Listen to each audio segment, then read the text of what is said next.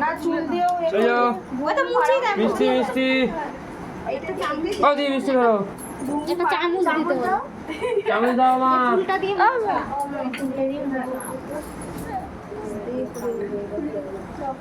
নমস্কার কর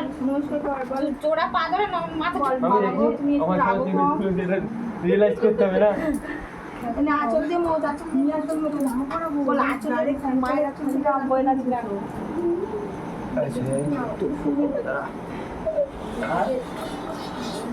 আর মিষ্টি খাইয়া এই মুখ বুঝি কর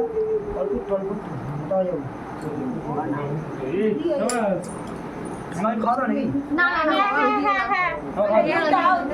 অসুবিধা হবে না হ্যাঁ একটু খাইয়ে তারপরে